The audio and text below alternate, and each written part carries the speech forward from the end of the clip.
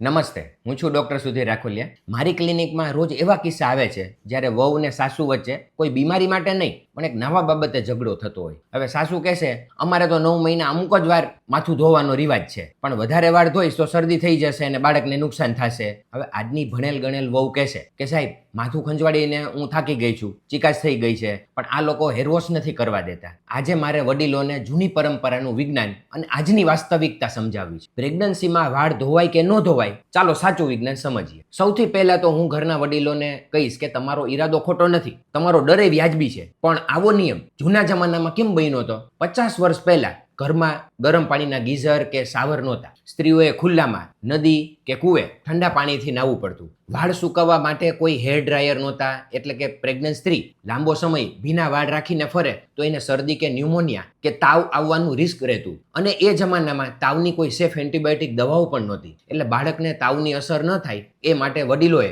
એક નિયમ બનાવ્યો હતો કે વાળ ઓછા ધોવા. પણ આજે 2026 છે, આજે આપણે ઘરમાં બાથરૂમ છે, ગીઝરનું હુંફાળું ગરમ પાણી છે અને વાળ સુકાવવા માટે પંખા કે હેર ડ્રાયર છે. મેડિકલ સાયન્સ બહુ સ્પષ્ટ કહે છે કે પ્રેગ્નન્સી દરમિયાન વાળ ન ધોવાને કારણે કોઈ ફાયદો નથી થતો, ઉલટાનું નુકસાન થાય છે. પ્રેગ્નન્સીમાં હોર્મોન્સ વધારને કારણે માથાની ચામડીમાં પરસેવો કે ચિકાસ વધી જાય છે. જો તમે 8-10 દિવસે માથું ન ધોવો ને તો ત્યાં ફંગલ ઇન્ફેક્શન, ડેન્ડ્રફ અને ભયંકર ખંજવાળ થાય છે. હવે આ ઇન્ફેક્શનના કારણે પ્રેગ્નન્ટ સ્ત્રીનું મગજ ચીડિયું થઈ જાય, એની ઊંઘ બગડે. અને યાદ રાખો, જો માતાની ઊંઘ બગડશે તો બાળકના વિકાસ પર પણ એની ચોક્કસ અસર પડશે. તો હવે પ્રશ્ન એ છે કે પ્રેગ્નન્સીમાં વાળ ક્યારે ધોવા? તમે આરામથી અઠવાડિયામાં 2 વાર તમારું માથું ધોઈ શકો છો. પાણી એકદમ ઉકળતું ગરમ ન હોવું જોઈએ કે એકદમ ઠંડુય નહીં. હુંફાળા પાણીથી વાળ ધોવા બેસ્ટ છે. નાહ્યા પછી તરત જ વાળને ટુવાલથી લૂછી લો. ભીના વાળ રાખીને પંખા કે એસી નીચે ન બેસો. જો જરૂર પડે તો હેર ડ્રાયરનો ઉપયોગ હળવા સેટિંગ પર કરી શકો છો. બાથરૂમમાં લપસો નહીં